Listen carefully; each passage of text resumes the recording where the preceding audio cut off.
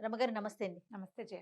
రమగారు, మనము విక్రమార్కుడు కాలం నాటి కథలు కొన్ని చెప్పుకుంటూ ఉంటాం గదా! హ్మ్. ఏదైనా ఒకటి చెప్తారా? హ్మ్. చెప్తాను. ఉజ్జయినిలో విక్రమార్కుడు రాజుగా ఉన్నాడు. అయితే ఈయనకి పక్కన కౌశాంబి నగరం అని ఇంకో నగరం ఉంది. ఉజ్జయినికి చుట్టుపక్కల.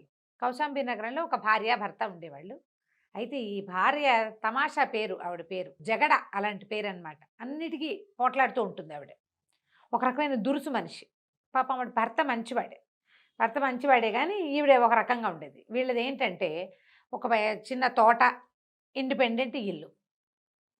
ఎవరైనా దారే పోయేవాళ్ళు ఆ కాలం ఎట్లాంటి కాలం, విక్రమార్కుడి కాలం అంటే మనకంటే ముందు కూడా 100, 150 ఏళ్ళ నాటి కథలు చూస్తామా? దారే పోయేవాళ్ళు ఎవరన్నా మంచినీళ్ళు ఇవ్వండి, మజ్జిగ ఇవ్వండి, ఎండ వెళ్ళేటప్పుడు ఒక ముద్ద తినేళ్ళండి, సాయంకాలం దాకా వాకిట్లో పడుకోండి. అవి చాలా క్యాజువల్‌గా జరిగిపోయేవి. ఈ రోజుల్లో ఏంటి రమగారు, ఒక మనిషి వస్తే అమ్మో! ఈ పూట ఉంటారా? సాయంత్రం వెళ్ళిపోతారా? ఇన్ని లెక్కలేసుకుంటున్నారు. మరి వండొద్దు, చెయ్యొద్దు కదూ! అవన్నీ వచ్చేసినాయి. అప్పుడు ఇంతకీ ఖర్చులు కూడా. ఖర్చును అప్పుడు ఇంతకీ మనలాగా స్టవ్‌లు లేవు, ఫ్రిడ్జ్‌లు లేవు, మిక్సీలు లేవు, ఏమీ లేవు ఆ కాలంలో. అవునవును. విక్రమార్కుడి కాలం నాడు ఏంటంటే కాలినడకన పాదచారులుగా తిరిగే వాళ్ళే ఎక్కువ ఉండేవాళ్ళు.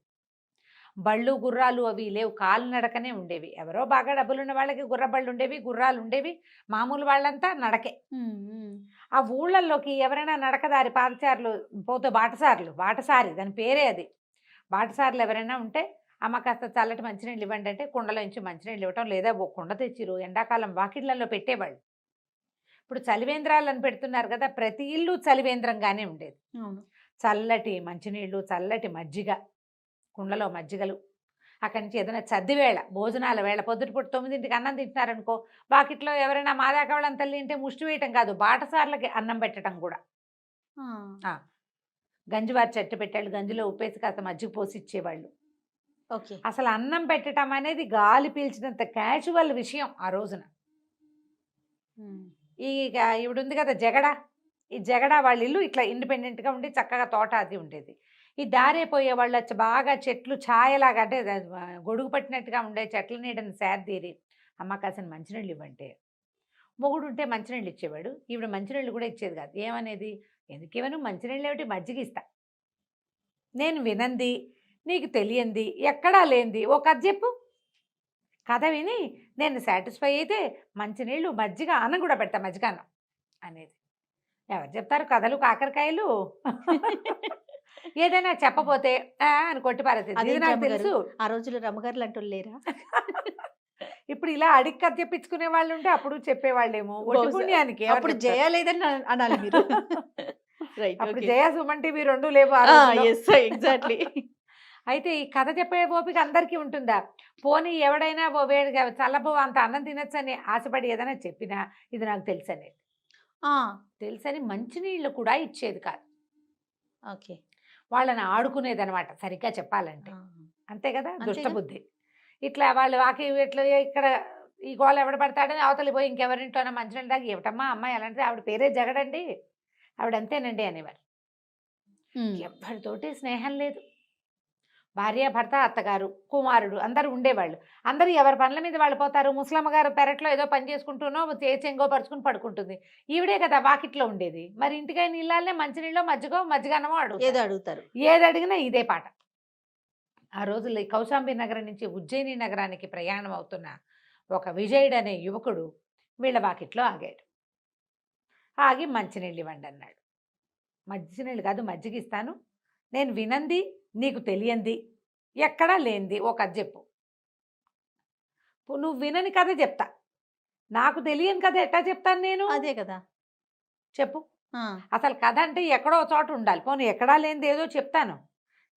నీకు తెలియని కథ నువ్వు నాకు చెప్పాలి. ఎట్లా చెప్తారసలు? ఈ పాయింట్లు మీట్ అవ్వవు గదా! ఆ! ఇది దగ్గర దిగద్దలా ఉంది. దీని దగ్గర ఏమి అడగకూడదని 2 అడుగులు అవతలకెళ్ళి పక్కన ఎవరో వాకిట్లో కూర్చుంటే మా ముసలిమామని అడిగి మజ్జిగ తాగి ఉజ్జయిని నగరానికి వెళ్తున్నానని చెప్పాడు. అక్కడి నుంచి మెల్లిగా ప్రయాణం చేసి ఓ వారం రోజులకి ఉజ్జయిని నగరం చేరాడు.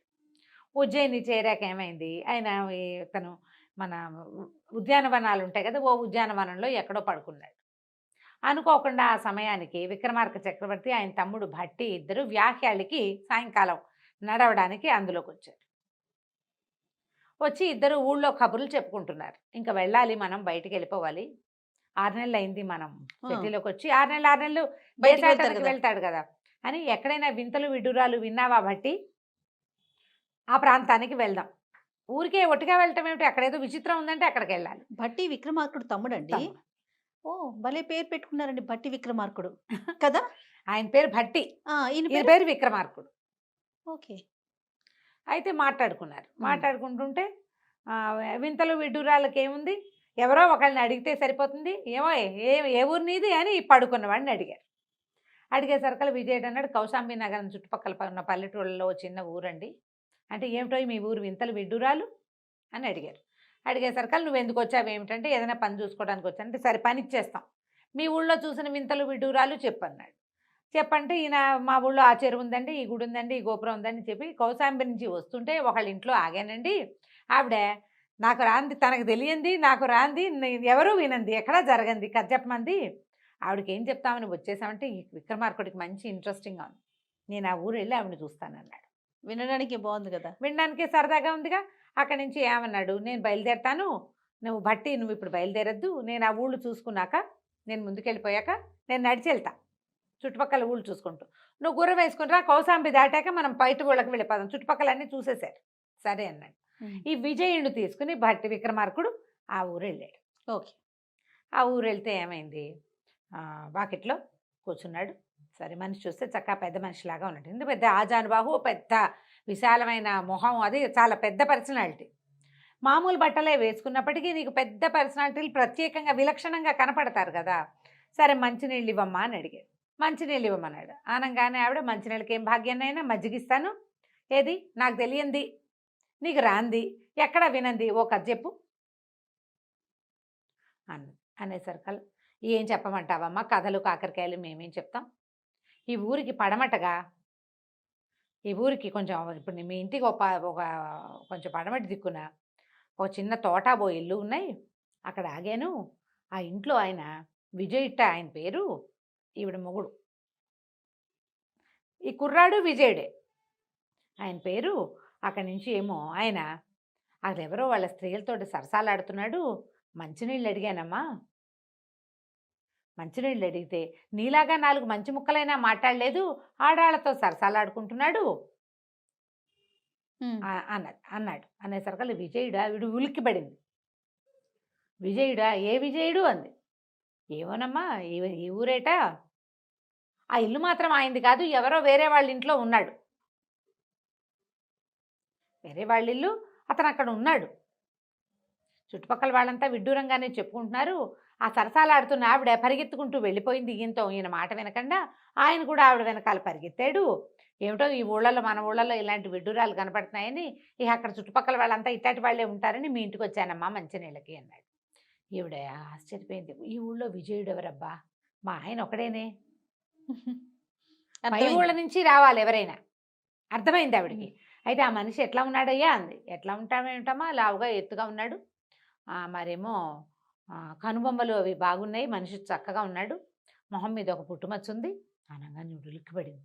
అమ్మో, వీడు నా మొగుడే, ఏమిటి ఇంట్లో బుద్ధిమంతుడిలాగా ప్రవర్తిస్తాడు, ఎవరితోనో సరసాలాడుతున్నాడు, ఇక్కడ పడమటిగా ఏవో పిచ్చి వీధులు ఉన్నాయి, ఆ వీధుల్లో ఎందులో దేని దగ్గరికైనా వెళ్తున్నాడేమోనని, బాబు కాసేపు ఇక్కడే ఉండు, నేను ఇప్పుడే వస్తా అని చెప్పేసి పరిగెత్తుకుంటూ వెళ్ళిపోయింది పడమటి వైపుకి. ఈవిడ పరిగెత్తింది. అక్కడి నుంచి ఆవిడ మొగుడు వచ్చాడు. ఆయన ఇంకేదో పక్క నుంచి వచ్చాడు. చూస్తే భార్య కనపడలే. ఏమే మంచినీళ్ళు అన్నాడు. మంచినీళ్ళు తేలేదు, ఏమీ లేదు. ఈయన వాకిట్లో కాపలా పెట్టింది పెద్ద మనిషిని. పక్కన ఒక కుర్రాడు ఉన్నాడు. ఈ కుర్రాడు 17-18 ఏళ్ల వాడు, ఆ విజయుడు అన్న కుర్రాడు. ఈయన పక్కన ఉన్నవాడు విజయుడే కదా. అక్కడి నుంచి, మా బాబు ఈ ఇంట్లో ఒక ఆడది ఉండాలి, మంచినీళ్ళు ఇచ్చిన దానికంటే మంచినీళ్ళు ఏమిటండి, మంచినీళ్ళు లేవు, ఏమీ లేవు, ఆవిడ ఎక్కడికో వెళ్ళిందండి, తూర్పు వైపుకి వెళ్తానని చెప్పింది. సరే ఆవిడ మొగుడు రాలేదని నేను కూర్చున్నాను. తూర్పు వైపుగా ఎందుకు వెళ్ళిందని ఏమో నాకు తెలియదండి, నాకైతే తెలీదు, ఆవిడ ఏదో విచిత్రంగా మాట్లాడుకుంటూ వెళ్ళిందని అన్నాడు. బాబు ఏం విచిత్రం, మా ఆవిడ ఏం మాట్లాడింది, నువ్వేం విన్నావో చెప్పమన్నాడు. ఆవిడకి చిన్నప్పటి నుంచి స్నేహంటండి, ఒక కుటుంబం, వాళ్ళు ఈవిడికి వజ్రాలు, రత్నాలు, వైఢూర్యాలు అవి ఇస్తామని ఉత్తరం రాశాట. అక్కడే ఆవిడ చదువుతోంది, విన్నాను నేను, అన్నీ ఇస్తామన్నారు, అందుకని మీ ఆయన వదిలిపెట్టి రమ్మని ఉత్తరం రాశారు. ఈ కొంపాగోడు నాకెందుకు అని మాట్లాడుకుంటూ పోతోందండి. నాకు అర్థం కాలేదు. సరే నీడగా ఉంది కదా అని చెట్టు కింద కూర్చున్నానండి అన్నాడు. అనేసరికి నిర్ఘాంతపోయాడు. ఏమిటి దీనికి ఆశ ఉంది మా ఆవిడకి. ఈ వాకిట్లోకి వచ్చిన వాళ్ళకి మంచినీళ్ళు కూడా ఇవ్వదు పాపిష్టిది.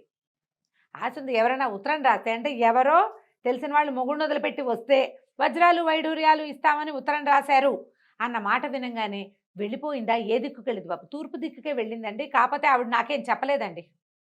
ఆవిడ చదువుతూ వెళ్ళింది. ఆ విషయాలన్నీ మేము విన్నాం. ఏరా అన్నాడు. పక్కన అనుకున్నాడు. అవునండి అన్నాడు. ఇవి ఏం చేస్తాడు ఈయన? బాబు ఇక్కడే కూర్చో, కాస్త మా వాకిలి గుమ్మాని కాపలా అని వెళ్ళిపోయాడు. కాసేపటికి ముసలావిడ వచ్చింది.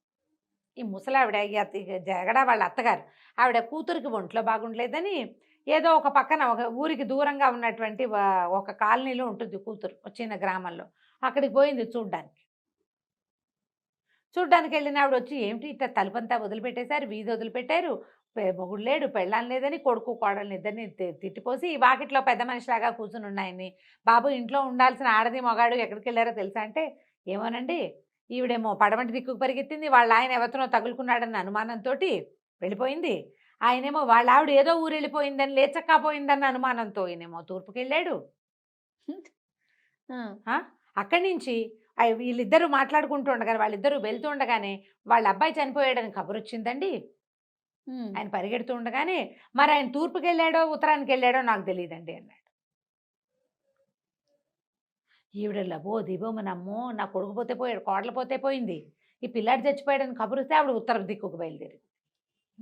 ముగ్గురు 3 దిక్కులకి వెళ్ళారు. ఎవరికి ఎక్కడ ఊరు చివరి దాకా వెళ్ళినా ఏమీ కనపడలేదు. ఈ లోపల ముగ్గురు వెళ్ళిపోయారు. ఇంట్లో మనుషులు ఎవరు లేరు. పిల్లాడు అసలు పనికి వెళ్ళిపోయాడు, వాడు అక్కడ లేనే లేడు. విక్రమార్కుడు కుర్రాన్ని దారా లోపలికి వెళ్దామని ఇంట్లోకి వెళ్ళి మొత్తం వాసాలు దూలాలు అవన్నీ లెక్క పెట్టుకున్నాడు. ఇల్లు చిన్న పెంకుటిల్లు కదా, పెంకుటిట్లో ఎన్ని వాసాలు, ఎన్ని అడ్డవి, ఎన్ని నిలువ్వి, ఎన్ని ద్వారబంధాలు ఉన్నాయి, ఎన్ని స్తంభాలు ఉన్నాయి, ఎన్ని కిటికీలు ఉన్నాయి, కిటికీలకి ఊచలు ఎన్ని ఉన్నాయి, ఫుల్ లిస్ట్ అవుట్ చేసుకుని వచ్చి వాకిట్లో కూర్చున్నారు. కాసేపటికి పరిగెత్తుకుంటూ వచ్చింది జగడ.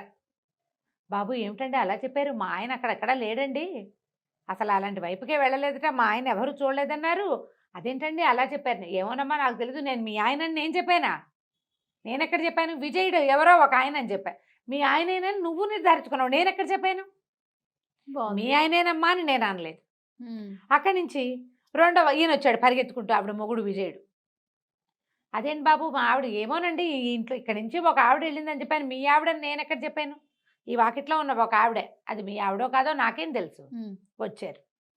అక్కడి నుంచి ముసలావిడ పరిగెత్తుకొచ్చింది. శ్మశానం దగ్గర ఎవరు లేరు ఏమిటి అని ముగ్గురు కలిసి, ఇదేంటయ్యా పెద్ద మనిషిలాగా ఉన్నావు, ఇట్లాంటి మాటలు చెప్పావు మాకని లోపలికి వెళ్ళిపోయారు. ఈయన గుమ్మానికి అడ్డం నుంచున్నాడు. ఎక్కడికి వెళ్తారు? ఇది మా ఇల్లు అనగానే ముగ్గురు ఆశ్చర్యపోయారు. మీ ఇల్లు ఏమిటి? ఇది మా ఇల్లు కదయ్యా, ఎవరినైనా అడుగు, విజయుడు అనే మగవాడు, జగడ అనే ఆడది, ఒక ముసల్మామతో ఒక కొడుకుతో ఈ ఇంట్లో ఉంటున్నారు. అవన్నీ నాకు తెలీదు, మీరు ఎవరినైనా పిలుచుకొస్తే పిలుచుకురండి, ఈ ఇల్లు నాది, మీరు ఎక్కడి నుంచి వచ్చారో మాకు తెలీదు. ఈ జగడికి సాక్ష్యం ఎవరు చెప్తారో ఆవిడెవరికి మంచినీళ్ళు కూడా ఇవ్వదు. ఆ పెళ్ళాన్ని కేకలేయకుండా ఉంచుకుంటాడు. విజయుడికి ఎవరితోటి ఫ్రెండ్షిప్ లేదు. లబో దీపం అన్నారు. ఏమయ్యా పెద్ద మనిషిలా ఉన్నావు, మా ఇంటిని మీ ఇల్లు అంటావేమిటయ్యా, తాతల నాటి నుంచి వచ్చి. అదేం కుదరదు, నేను ఇక్కడ ఉన్నాను. కత్తీసాడు ఈయన. నేను ఇక్కడే ఉన్నా, ఇది మా ఇల్లు. ఏరా అంటే కుర్రాడు అవునంటాడు. ఎప్పటి నుంచో ఇక్కడే ఉన్నారు, చిన్నప్పటి నుంచి ఇక్కడే ఉన్నారంటాడు. అక్కడి నుంచి సరే గ్రామాధికారిని కేకేసుకొచ్చారు. గ్రామాధికారి అన్నాడు, బాబు నువ్వెవరు, అసలు ఊరికి కొత్తవాడిలాగా ఉన్నావు, నేను నిన్ను చూడలేదు ఎప్పుడు, ఈ ఇల్లు నీ ఇల్లే అంటాను, నీ దగ్గర ఏముంది సాక్ష్యం? వాళ్ళని అడగండి అన్నాడు. ఇది మా ఇల్లే, కాగితాలు లేవే. ఆ రోజుల్లో కాగితాలు ఏముండేవి? విక్రమార్కుడు అన్నాడు, సాక్ష్యం ఎందుకు లేదండి, నేను చెప్తా. మా ఇంట్లో ఇన్ని కిటికీలు, ఇన్ని ద్వారబంధాలు, ఇన్ని తలుపులు, తర్వాత ఇన్ని స్తంభాలు ఉన్నాయి, ఇన్ని నిలువు బద్దీలు, ఇన్ని అడ్డబద్దీలు ఉన్నాయి. వీళ్ళని చెప్పమన్నాడు. వీళ్ళకేం తెలుసు తాతల నాటి ఇల్లు, అవన్నీ ఎవరు లెక్క పెట్టుకుంటారు? సొంత ఇంటికి ఎవ్వరు తలుపులు ద్వారబంధాలు లెక్క పెట్టరు, ఏదో తెలుస్తాయి అందాజుగా. తలుపులు ద్వారబంధాలు లెక్క తెలిసినా దూలాలు వాటి సంగతి తెలియదు కదా. అడ్డవాసాలు, వాసాలు దూలాలు తెలియవు. ఈయనేమో వాసాలు దూలాలు లెక్క చెప్పాడు. గ్రామాధికారి అన్నాడు. ఆయన కొత్తగా గ్రామాధికారిగా వచ్చాడు, కుర్రాడు. వాళ్ళ నాన్న చనిపోతే వీడు వచ్చాడు. ఆయన అన్నాడు, సాక్ష్యం అంటే ఒక ఇంటికి అది కట్టేటప్పుడు ఉండే విషయాలే సాక్ష్యాలు. ఆయన చెప్తున్నాడు కాబట్టి ఇల్లు అయిందే, నాకు సంబంధం లేదన్నాడు. లబో దిబో మన జగడ విజయుడు ఈయన కాళ్ళ మీద పడ్డారు. బాబు పెద్ద మనిషిలాగా ఉన్నారు, మిమ్మల్ని చూస్తే మహానుభావుడలే కనపడుతున్నారు, ఎందుకు మీరు మమ్మల్ని ఇద్దరిని చెరో పక్కకి పంపారో, మా ఇంటిని మీ ఇల్లు ఎందుకు సొంతం చేసుకుంటున్నారో, నిక్షేపరాయుడిలాగా ఉన్న పిల్లాడి చచ్చిపోయాడని మా అత్తగారికి మీరు ఎందుకు చెప్పారో మాకు అర్థం కావటం లేదు బాబు, ఏదో పరీక్షలాగా ఉంది, దయచేసి దీన్ని చెప్పండి, ఏమిటి, ఎవరు మీరు, మీకు ఏం కావాలి, ఏం కావాలంటే అదేంటమ్మా ఎంతమందిని అడిగావు, నన్ను కూడా అడిగావు, నన్ను కూడా నీకు తెలియంది నాకు రానిది ఎక్కడా జరగంది కథ చెప్పమన్నావు, జరిగిందిగా చూడు, ఇది నీకు తెలుసా, తెలీదు, ఇది నాకు రాదు, నేను చేయలా, దానంతటదే జరిగిపోయింది, ఎవరైనా విన్నారా ఈ కథని, నిర్ఘాంతపోయింది జగడ. నేను ఏదో నోటికొచ్చిన వాగుడు వాగటం ఏంటి, దాన్ని నిజం చేయటానికి ఒకడు నా ఇంటికి రావటం ఏంటి, ఇది చూడు ఆవిడ చెప్పిన 3 మీట్ అయిపోయినాయి కదా, అంతే బాగా బుద్ధి ఆశ్చర్యపోయింది, బుద్ధి వచ్చేసింది, ఆశ్చర్యపోయింది. క్షమించండి బాబు, చాలా తప్పు చేశాను, పని బద్ధకం, వాకిట్లో ఉన్న ఎవరెవరో మంచినీళ్ళకి వస్తారు, మళ్ళీ లోపలికి వెళ్ళి కుండతో నీళ్ళు తేవాలా, కుండలోంచి ఆ వారిడి కుండ నింపాలా, పని బద్ధకంతో నేను ఇట్లా మొండిదాన్ని అయితే సరిపోతుందని ఇట్లా మొండితనం నేర్చుకున్నాను. ఆయనేమో ఆ భర్త భర్త ఏమో ఏమన్నాడంటే, బుద్ధి చేసుకున్నాడు. ఏం చేయను, అమ్మాయి అలాంటిది, ఇంకా అందుకని నేను అలాగే ఉంటున్నా, అట్లా కేకలేసి చెప్పొద్దా, అదే ఇదేం పద్ధతి, ఇంటికి వచ్చిన వాళ్ళకి మంచినీళ్ళు ఇవ్వా అనాలి, అనకుండా చేసినందుకు మా ఇద్దరికి బుద్ధి వచ్చింది బాబు, మీరు ఎవరండి అంటే ఆ పక్కన కుర్రాడు విజయుడు చెప్పాడు, నెల క్రితం మీ వాకిట్లో ఈ ప్రశ్న విని నేను ఉజ్జయిని నగరానికి వెళ్ళాను, ఇట్లా నేను అది మహారాజుకు విన్నవించాను, ఆయనే స్వయంగా మీ ఇంటికి వచ్చారు. విక్రమార్క చక్రవర్తిని చూసి అందరూ ఆశ్చర్యపోయారు. ఆ తర్వాత ఇంకెప్పుడు జగడ అలాంటి పనులు చేయలే, ఆ, సర్దుకున్నారు. అప్పుడు చాటింపు వేయించారట విక్రమార్కుడు, కౌశాంబి నగరం కూడా వాళ్ళ కిందేకే కదా ఉంది, వాకిట్లోకి వచ్చిన బాటసారికి మంచినీళ్ళు మజ్జిగ అన్నం పెట్టని వాళ్ళు శిక్షార్హులు అని. ఆహా, ఎవరైనా వీళ్ళింట్లో మాకు అన్నం పెట్టలేదు అని వచ్చి బాటసార్లు ఎవరైనా చెప్తే ఆ కుటుంబానికి శిక్ష పడుతుంది బాగుంది. అని చెప్పి చాటింపు ఇచ్చారు. ఆ కాలంలో దానం కూడా అంత ఖచ్చితంగా చేయాలన్న నియమంతో ఉండేది. ఉమ్. కథ కంచికి మనం ఇంటికి. చాలా బాగుంది రమ్మ గారు. నమస్తే.